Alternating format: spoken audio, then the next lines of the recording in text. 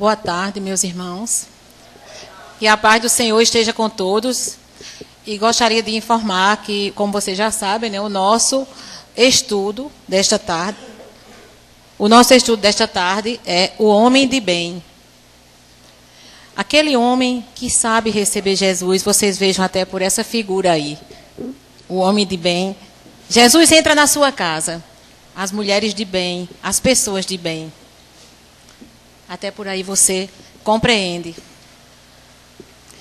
Desde os tempos mais remotos da humanidade, meus irmãos, que o homem vem passando por transformações de todos os tipos, morais, intelectuais, espirituais, físicas também, todo tipo de modificação o homem passa desde as épocas mais remotas. Por quê? Porque a vida é algo muito dinâmico e tudo se transforma, tudo muda, quanto mais nós, até as coisas, as pedras, as plantas no reino vegetal.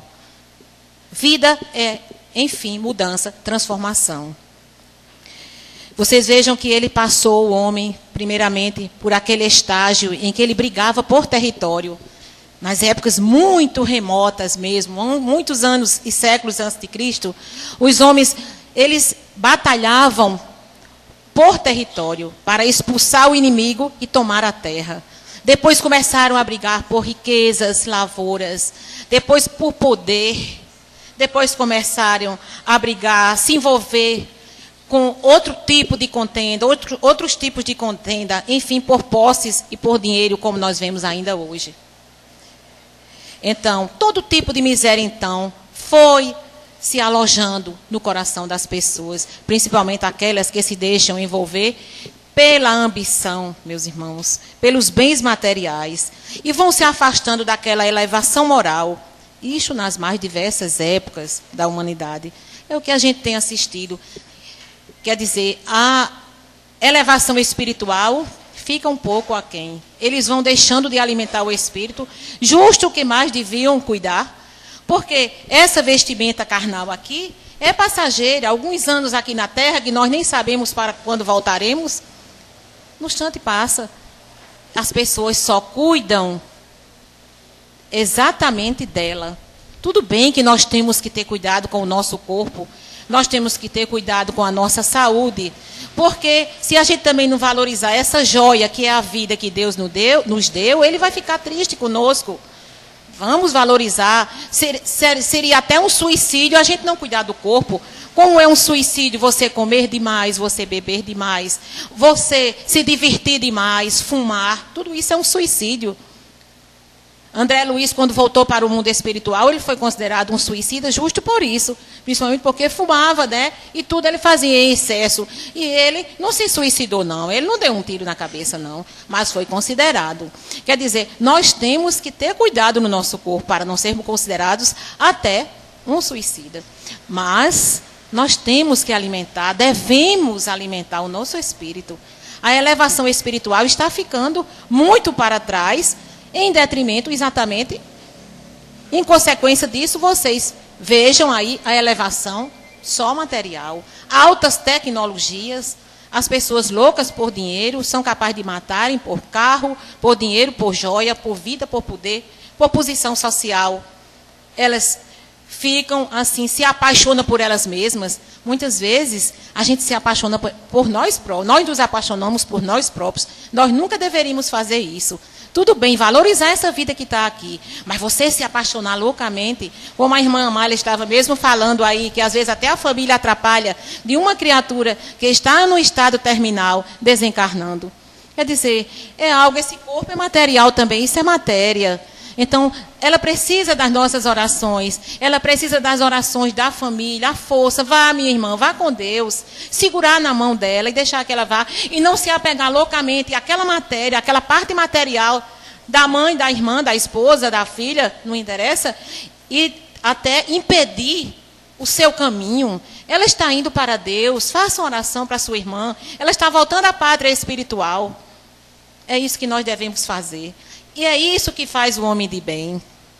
O homem de bem é bem diferente de todos nós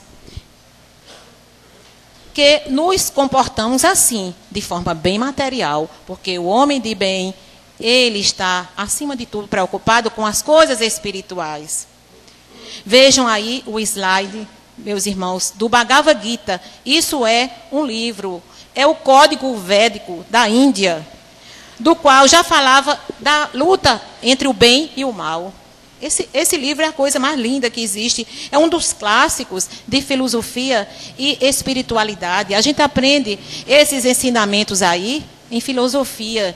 E como nos ajuda? Allan Kardec conhecia o Bhagavad Gita, como ele conhecia Buda, como ele conhecia o cristianismo, e ele tirou exatamente do evangelho a parte moral, a parte mais bela, para fazer a obra que ele fez, para codificar o espiritismo, para nos trazer a terceira revelação. No Bhagavad Gita, o Bhagavad Gita, ele tem impressionado os grandes pensadores da humanidade. Por quê? Porque tem influenciado de maneira decisiva os estudos espiritualistas e os movimentos no mundo, não só de Allan Kardec. Através do diálogo, é mais ou menos assim. A história se passa assim. É o diálogo de Krishna, que é o Deus, com o guerreiro Arjuna. O tempo todo, ele dialogando sobre as batalhas entre o bem e o mal. Aqueles que são do bem são os Pandavas, e os que são do mal são os Kauravas. Então, eles enfrentam todos os dias, como nós enfrentamos também, todos os dias. Essa obra mostra exatamente como é a vida, do jeito que nós somos. Enfrentamos todos os dias as batalhas do bem contra o mal, da virtude contra as fraquezas, da alegria contra a tristeza. A gente vive assim o tempo todo. A nossa vida é sempre em torno dos contrários, o bem e o mal. As ascensões e as quedas. Esta é a nossa vida. Nós vivemos o tempo todo nesse dilema cruel. Isso é a vida do ser humano. Principalmente porque ele se preocupa tanto com as coisas materiais, que ele se deixa levar mais por esses Kauravas que mostra aí no Bhagavad Gita, e não pelos Pandavas, que são do bem. Um Kaurava terrível, que nesse código védico da Índia mostra aí, que existe, é o Kaurava que se chama a preguiça. A preguiça atrapalha a vida de todas as pessoas. Porque de uma vez só, meus irmãos, enquanto você se deixa levar por esse terrível Kaurava, que é a preguiça, você infringe a lei de Deus, a lei moral importantíssima, que é a lei do trabalho. E, ao mesmo tempo, você se atrapalha a você mesmo. Muitas vezes, você poderia, porque se você usasse o livre-arbítrio de uma maneira melhor, você poderia chegar a um progresso maior na sua vida, até uma vida mais equilibrada. Não estamos falando de materialmente tanta riqueza, mas ter do que viver direitinho. Muitas vezes a preguiça é tão grande que a pessoa não tem nem de que viver, a pessoa não consegue nem trabalhar, não consegue nem ter o seu salário digno. Que esse salário digno é justo e é necessário para todos nós. Muitas vezes a pessoa, por conta de uma coisa dessa, não tem. No final do Bhagavad Gita, meus irmãos, o bem vence o mal. Mas, na nossa vida, na realidade da vida, quantas vezes nós deixamos que aconteça o contrário? O mal vença o bem. Quantas vezes, nessa luta contra o bem e o mal, que nós esquecemos o desenvolvimento da espiritualidade, que é tão importante para a nossa formação moral, quantas vezes a gente perde o equilíbrio, perde a felicidade, a gente se deixa envolver por tanta coisa, muitas pessoas se deixam envolver até por um amor bandido e termina assassinada. Se deixa envolver por um amor bandido e termina com o seu casamento acabado, com os filhos sofrendo, com a vida em desalinho. Quantas vezes? Por quê? Porque ela se deixou levar exatamente, ela deixou que o mal vencesse. Mas se você usar bem o seu livre-arbítrio, você não deixa que o mal vença em você. Não precisamos ser santos, não. Nós podemos ser coluna do meio, mais ou menos, como ensinou o budismo. O Buda disse que a gente fosse pelo menos coluna do meio, não precisa santificar-se, porque muitas vezes a gente não consegue. Aos poucos a gente vai se tornando um homem de bem. Mas não pode ser na carreira, não pode ser imediatamente.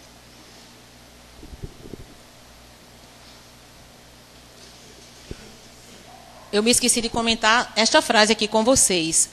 Vejam como ela é parecida com os conceitos da nossa doutrina espírita. Quando ele diz aqui, olha, isso é no Bhagavad Gita essa frase. Amo aquele que não tem preconceitos, é justo, imparcial, confidente, livre de toda ânsia e nunca se desespera. Nós esperamos, a nossa doutrina espera isso de nós. Que a gente seja essa pessoa calma, que não se desespera, que se conforma com as coisas da vida, porque muitas vezes, meus irmãos, nós estamos precisando disso para crescermos, para evoluirmos. Às vezes vocês, todos nós aqui, fazemos um tratamento nessa casa, não tem que querer, que desejar, que seja na carreira, que vai conseguir tudo com o imediatismo da vida material, não. Vai aos poucos, você vai se equilibrando, e quando menos espera, você está bem melhor, mesmo porque você vai adquirir forças para enfrentar as vicissitudes da vida. Então, a gente não deve nunca querer alcançar tudo depressa, como a gente sonha, porque nós somos pecadores desta e de outras vidas. Sabemos lá o que fizemos. Como o irmão estava falando aí, no preâmbulo aí, o nosso irmão Toscano estava falando, muitas vezes a gente tem essa idade aqui, mas o nosso espírito tem 500, 600 anos, e quem sabe até se a gente viveu lá no Egito, a gente tem 3.000 anos antes de Cristo, ó, veja quantos anos a gente tem. A gente tem séculos, muitas vezes. Nós somos muito antigos. Um bebezinho, às vezes, a gente tem uma criança, essa menininha aí, quem sabe essa menininha tem uns 6 anos, 7 anos, né? Mas esse espíritozinho aí pode ter 400 anos, 500 ou mais.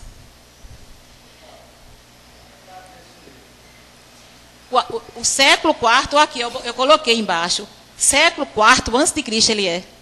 Olha como é antigo. Esse código védico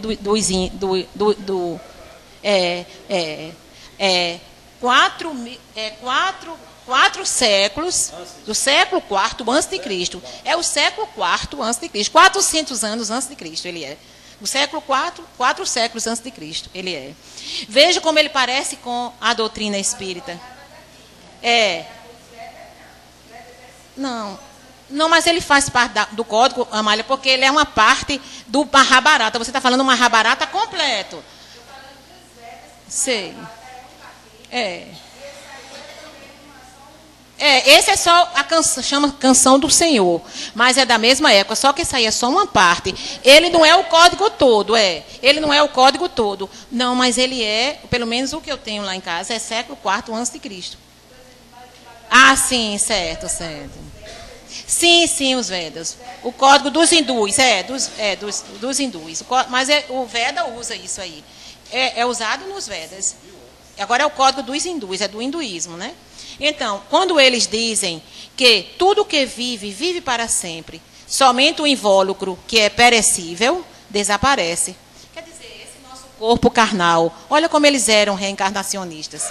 O espírito não tem fim, é eterno, é imortal. Quer dizer, tudo que o espiritismo diz, eles dizem aí, né, Amália? Quer dizer, no código, no Bhagavad Gita, eles dizem isso. Além da... eles já diziam assim. Quer dizer, eles consideram, assim, eles são altamente reencarnacionistas. Eles acreditam na reencarnação, piamente, como nós espíritas temos certeza da reencarnação.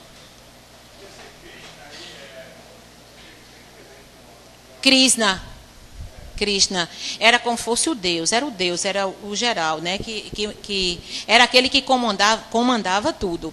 E o Arjuna era o guerreiro. Aí, o tempo todo, são diálogos belíssimos entre Arjuna e Krishna. E, geralmente, diálogos questionando o bem e o mal, a virtude, a fraqueza, a ascensão, a queda. Exatamente isso que vive em torno do ser humano. Claro.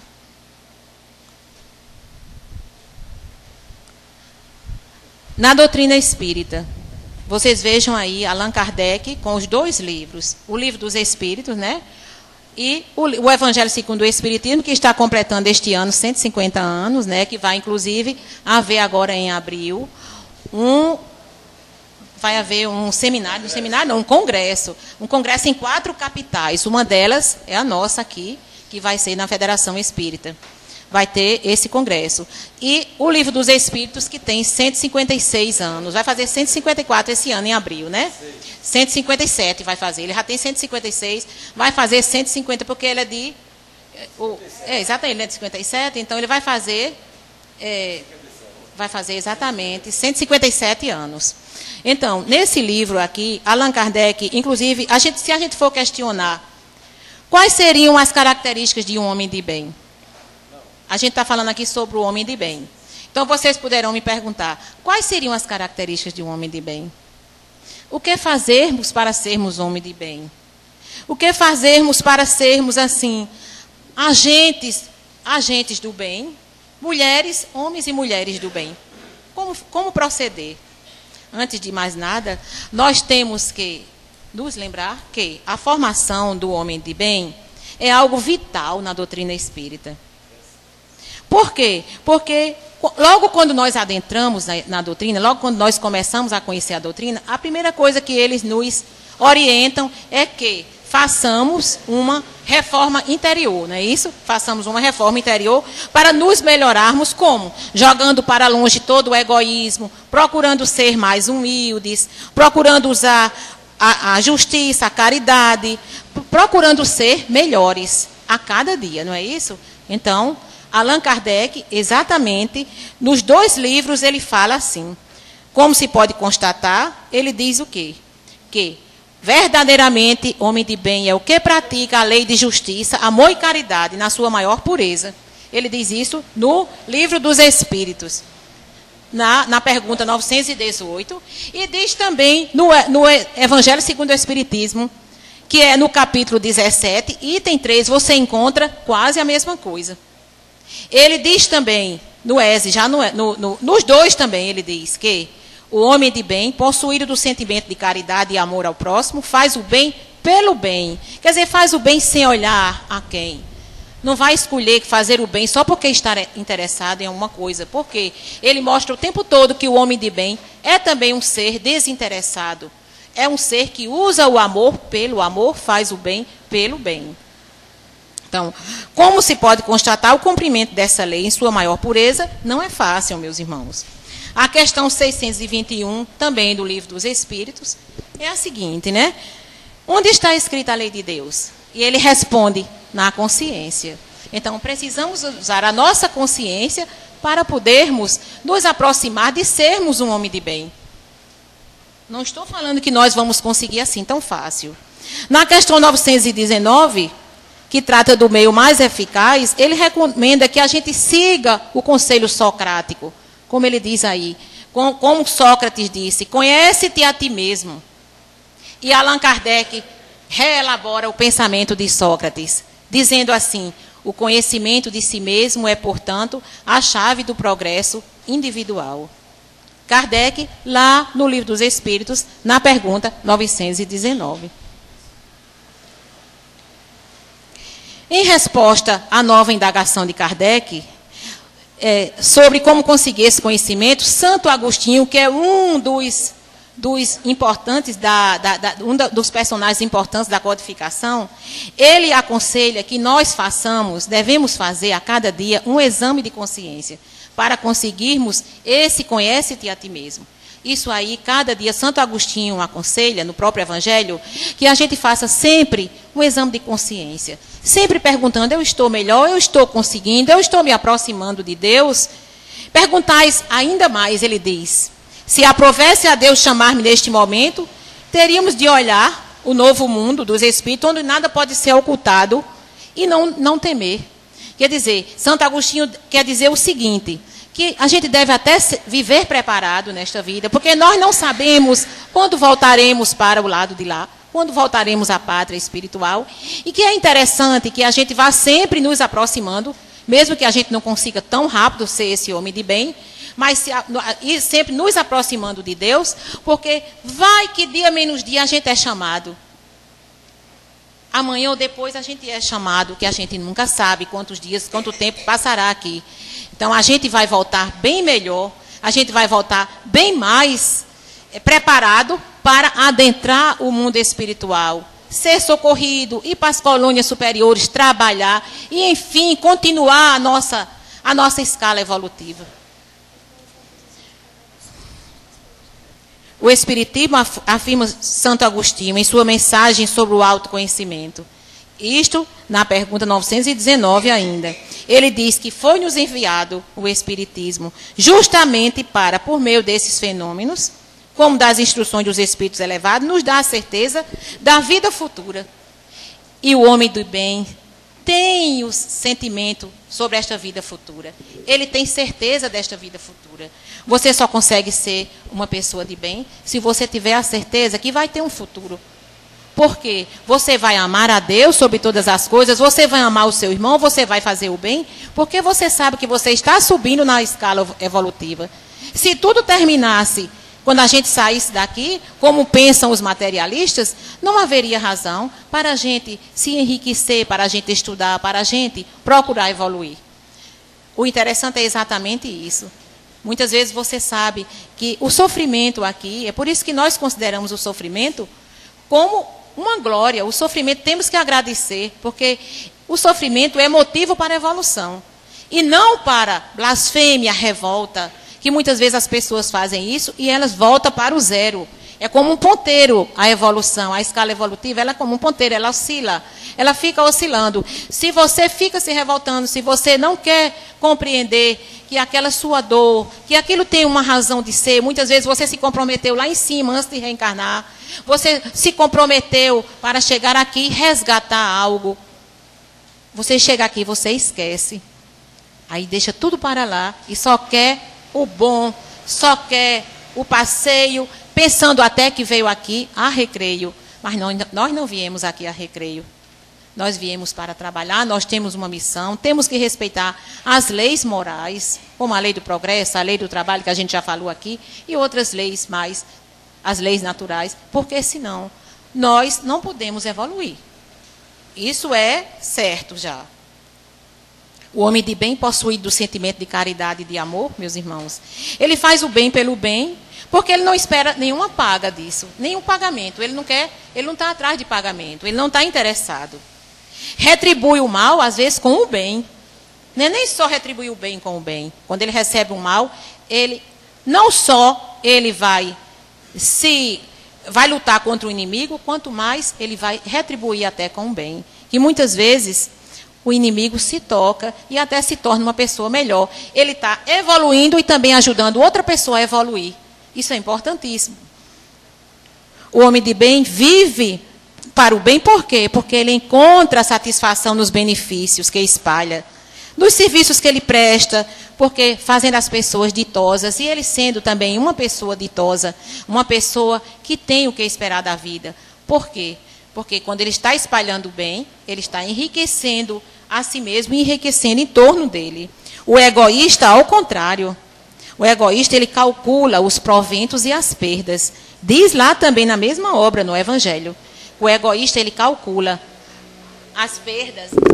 O egoísta fica calculando o que vai ganhar com aquilo, o que vai dar para ele aproveitar. Será que ele vai sair perdendo? O egoísta quer sempre estar por cima.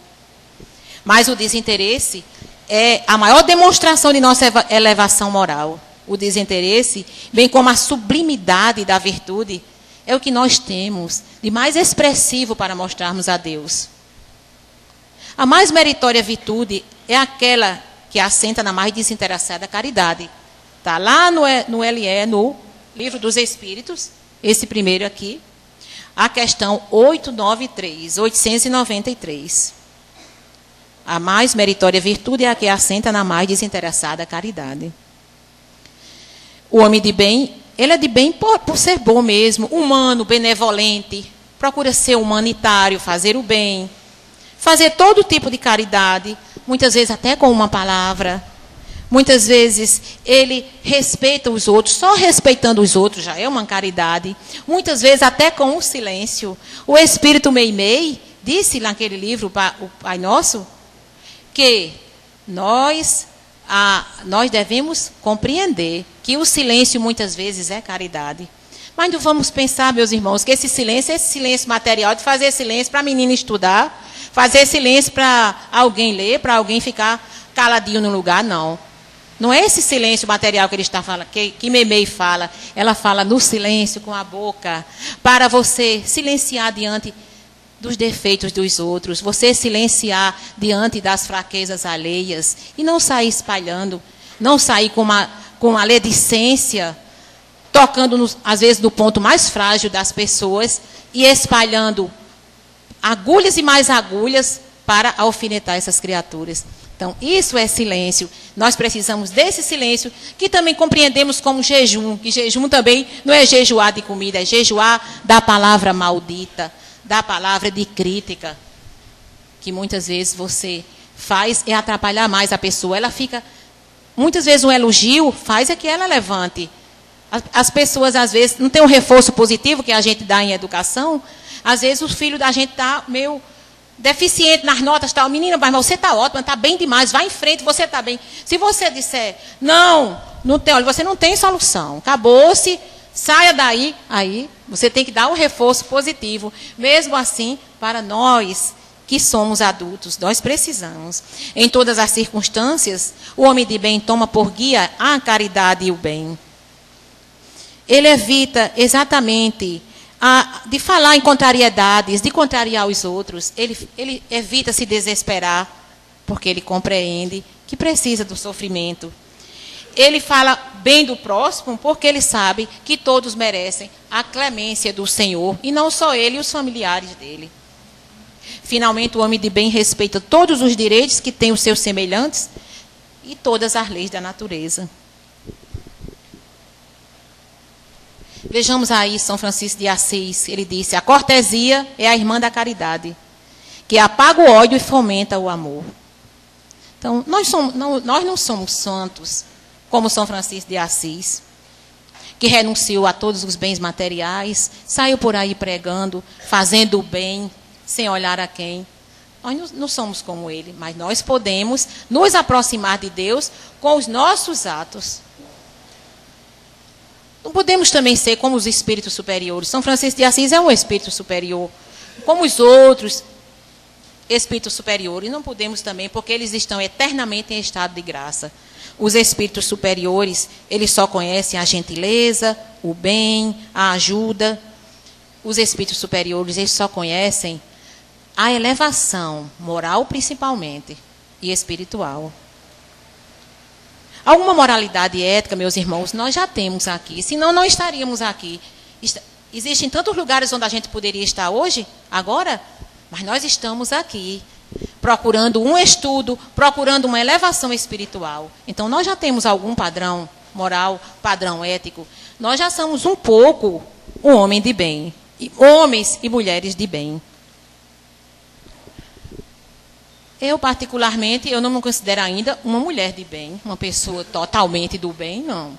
Porque, às vezes, é uma intolerância aqui, assim, uma falta de paciência acolá. Acontece, né, com a gente. Até 6, 8 anos atrás, eu tinha meus medos, eu era muito cheia de medo. Hoje em dia, graças a Deus, eu não sou mais. Eu tinha medo de escuro, eu tinha medo da minha mediunidade. Hoje eu não faço mais isso. Quer dizer, eu sinto que estou evoluindo, né? A gente vai evoluindo. Mas a gente não é ainda considerada uma mulher de bem, um homem de bem, não.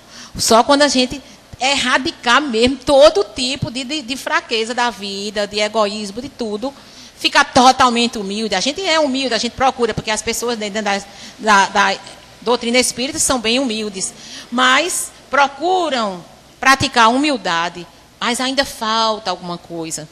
Mas devagarinho se chega lá. Mesmo porque a gente tem essa consciência que nós um dia, como diz a música, nós seremos anjos. Então, a nossa tendência é chegar lá. Então, isso é animador. Vejamos agora os slides de pessoas que foram do bem. Vou mostrar para vocês. Eu fiz questão de trazer pessoas de credos diferentes. Mahatma, que é um homem de bem, Mahatma Gandhi, aquele homem que era da religião do hinduísmo, ele não era católico, não era protestante, não era espírita, mas ele foi um grande defensor da paz, foi um grande educador. Mahatma Gandhi, basta a gente ver essa frase dele maravilhosa, não existe um caminho para a paz é o caminho. E o que foi que ele quis dizer com isso? Esse ativista da paz, esse ativista do bem. Ele quis dizer, no momento quando ele disse que a paz é o caminho, ele quis dizer que a paz está dentro de nós. Não é só a gente querer paz, querer silêncio e não fazer nada com ninguém. Não, não responde nada. Pode dizer o que quiser comigo, que eu também não respondo. Eu sou do bem, eu sou da paz. Não é só isso. É você ter a paz dentro de você. É você ter, assim, você ser um agente da paz e você ter atitudes de paz dentro de você já formadas. Como se você fosse já imantado por Deus, imantado pela paz. Não é só você querer silêncio e querer paz. É você também, desde suas crianças, bem pequenas, você ensiná-las a ser agentes do bem, como Gandhi ensinou. Ele disse, a gente deve ensinar desde criança, para que elas, no futuro, sejam agentes do bem. Começa de hoje, não é depois, não. Educa a criança, levando grito, batendo na criança. Tem pessoas que batem nas crianças, pessoas que não têm paciência com os alunos, nem com as crianças, nem com ninguém. Principalmente se o filho for do vizinho, o dele ainda tem um pouquinho. O que é que acontece? Quando a criança vai crescendo, ela não vai aprender a ter atitudes de bem. Porque a educação se faz na infância, na adolescência. Então você tem que ensinar isso à criança.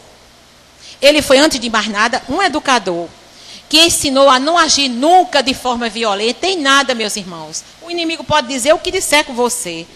Você precisa respeitar o outro, respeitar a verdade. Você precisa respeitar essas atitudes de paz para que a nossa sociedade seja uma sociedade equilibrada. Porque o desequilíbrio vem daí. Você não tem paz na sua casa, você leva a falta de paz lá para fora. Você leva a falta de paz para a sociedade. Porque a célula máter da sociedade é a família. Então, ela vai se projetar lá fora. Quando ela se projeta, quando soma tudo aquilo ali, o que é que acontece? Barbaridades, crimes, falta de paz, desequilíbrio. Madre Teresa de Calcutá foi uma irmãzinha que viveu de 1910 a 1997. Ela nasceu lá na Macedônia, mas viveu em Calcutá, cuidando dos pobres. Veja essa frase de Madre Teresa, como parece também com as coisas espíritas. Por isso que eu trouxe, veja, ela é uma católica, mas ela disse, é preciso ver no sofrimento não apenas a dor, mas também um tesouro que devemos saber explorar em benefício de nossa alma. Olha que coisa linda. A mesma coisa que a doutrina espírita diz, explorar a dor em benefício da nossa alma. É isso que nós fazemos, e não desesperarmos e compreendermos que temos que agradecer a Deus até a dor. Madre Teresa disse isso. E ela era uma irmãzinha católica que fundou a Congregação das Missionárias da Caridade. Ela recebeu o Prêmio Nobel da Paz em 1979 e ela desencarnou em 1997, no dia 5 de setembro de 1997, aos 73 anos, em Roma. Mas ela deixou um legado de pessoas maravilhadas com o seu trabalho. Ela deixou um legado de pessoas evoluídas, evangelizadas. Ela evangelizou muita gente, a Madre Teresa. E também fez a caridade, cuidou dos pobres. Essa outra irmãzinha aqui, brasileira, para não dizer que eu só coloquei a estrangeira, Irmã Dulce, ali da Bahia, ela disse, Irmã Dulce, nosso amor é uma gota no oceano do amor de Deus. Ela nasceu em 1914 e desencarnou em 1992.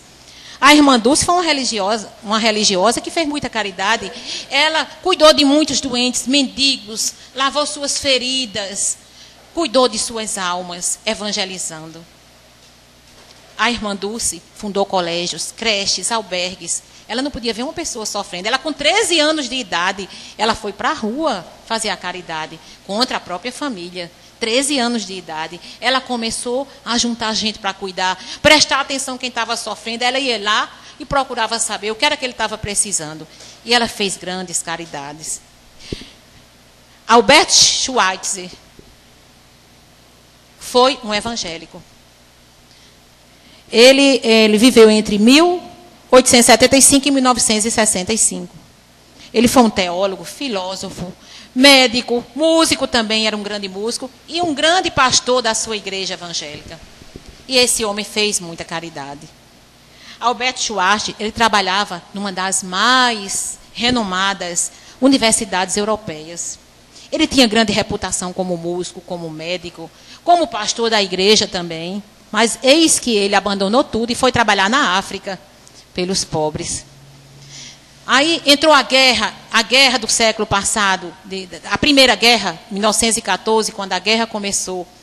Pouco tempo depois, ele foi levado, foi arrastado à força da África, onde estava fazendo bem, foi arrastado para a França como prisioneiro de guerra.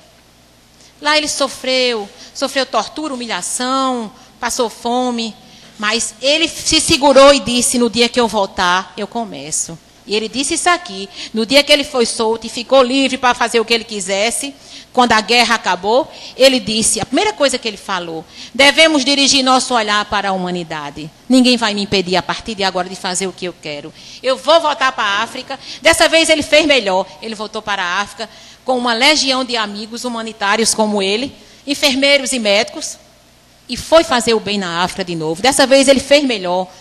Construiu, ele estava com mais recursos, ele construiu creches lá, hospitais, educou muita gente e evangelizou. E ele fazia mais isso. Enquanto ele cuidava dos doentes, ele também evangelizava. Ele atendia mais de 40 pessoas por dia. Mais de 40 pessoas. Enquanto isso, ele ia falando do evangelho. Cuidando das pessoas, tratando das feridas e falando também do evangelho. Evangelizando, falando o tempo todo de Jesus. E por último, meus irmãos, eu coloquei o nosso Chico Xavier. Coloquei Chico aí, porque quem ri por último ri melhor. Então, o nosso Chico, esse nem se fala, foi cognominado o mensageiro do amor. É um ícone do espiritismo. É um dos expoentes máximos, para não dizer que é o máximo. Chico Xavier quase que era também, quase que ganhava também o Prêmio Nobel da Paz. Porque o Albert Schweitzer ganhou. Em 1952, ele ganhou o Prêmio Nobel. Ele ganhou o Prêmio Nobel. O Albert Schweitzer. Mas Chico quase que ganha. Chico recebeu homenagens, não só do Brasil, mas de muitos países do exterior. Chico Xavier, ele psicografou, minha gente, 468 livros. Ele foi considerado o escritor brasileiro de maior sucesso comercial. E vocês vejam que tudo ele registrava em cartório para trabalhos filantrópicos. Chico não ficava com um centavo. É muito desprendimento de uma criatura. Por isso que ele é a figura máxima do nosso espiritismo. Veja que caridade, veja que bem ele fazia ao próximo. Ele também psicografou mais de 10 mil cartas, consolando famílias, consolando mães que chegavam lá se acabando de chorar porque o filho desencarnou precocemente. E Chico conseguia aquela comunicação com aquele filho para a mãe saber que o filho está vivo. Meu filho não morreu, muitas diziam, meu filho está vivo. Chico conseguia a comunicação ali, quando era procurado por aquelas mães. As mães saíam de lá maravilhadas e conformadas para o resto da vida. Chico Xavier, ele ainda foi indicado para o Prêmio Nobel, quando ele conseguiu 2 milhões de assinaturas, mas não deu para tudo, né, para conseguir o prêmio. Mas ele foi eleito em 2000 como o mineiro do século XX, né, o mineiro do século XX, e há bem pouco tempo, em 2012, não faz nem 2 anos ainda, que foi em outubro de 2012, ele conseguiu ser eleito como o maior brasileiro de todos os tempos. Que isso é animador para o nosso espiritismo. De lá para cá, o espiritismo cresceu muito mais, que já vive crescendo. As pessoas hoje, meus irmãos, elas já podem dizer com satisfação, eu sou espírita, eu sou uma pessoa que pratica o espiritismo. Mas houve tempo que as pessoas tinham medo, porque elas podiam ser perseguidas, elas podiam ser mal interpretadas, podiam ser escanteadas pela sociedade. Mas depois de Chico, as pessoas, muitas pessoas, até que não são espíritas, elas dizem assim, ele é um fenômeno, eu o respeito com todas as forças do meu coração, como eu já vi gente dizer, que não é espírita, mas Chico realmente fez um trabalho maravilhoso. Por quê? Porque o trabalho dele não dá margem para nenhuma crítica. Sabemos que aos poucos nós vamos nos melhorando, não é isso? Nós poderemos chegar a homens de bem, como já falamos aqui. Porque o homem de bem, pelos seus esforços próprios, ele poderá não ser um Chico Xavier, mas ele poderá se aproximar muito de pessoas como Chico, como Albert Schweitzer, como a irmã Teresa, com a Madre Teresa, como a irmã Dulce, como Mahatma Gandhi. Poderá assim, como São Francisco de Assis e tantos outros, que vieram à Terra, porque de tempos em tempos Deus manda umas figuras dessas para a Terra, meus irmãos. Porque senão ficaria bem pior. Vocês vejam, tá aí a violência, tem tanta coisa negativa nesse mundo, esse mundo de expiação e provas, que ainda está entrando um pouquinho em regeneração. Nós ainda vemos tantas batalhas negativas, vemos tantas misérias. E pense aí se não viesse à Terra, de tempos em tempos, esses avatares, pessoas como esses que nós citamos aqui, que nós estudamos aqui. Seria muito pior. As pessoas estariam se trucidando e se matando umas às outras. Mas graças a Deus que vêm essas criaturas para ir aos poucos melhorando o mundo. E ele vai chegar lá, se Deus quiser. Porque nós sabemos que chegaremos. Porque o homem de bem, ele se esforça para isso, os homens se esforçam para isso, eles vão chegar a ser homens de bem. Ele sabe que dentre todos os vícios, o maior é exatamente o orgulho, o egoísmo, e ele não pratica mais. Então, é a velha história. Quando alguém sai na frente com o bem, uma multidão imensa sai atrás dele. A felicidade é essa, que nós ainda temos essas criaturas, para que as ovelhas de Jesus saiam atrás desses grandes pastores. Pastores no bom sentido, como Chico e outros, que foram pastores que souberam evangelizar suas ovelhas condignamente.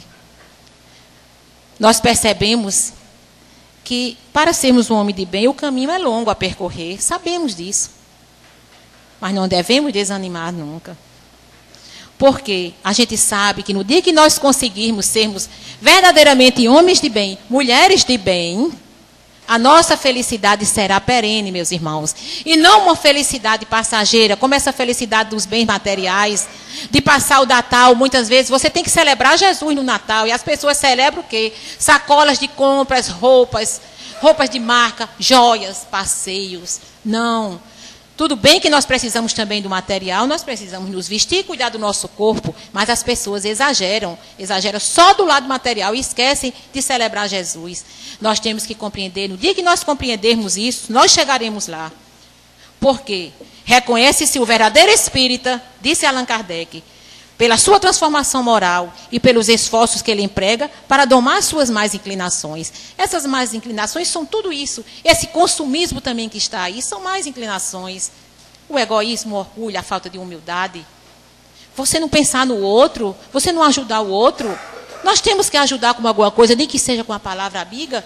Pode ser uma moeda uma vez ou outra, um prato de comida, pode necessitar também, mas muitas vezes a ajuda é até moral e espiritual, e a pessoa se nega, a pessoa omite o socorro. Não, nós não podemos fazer isso.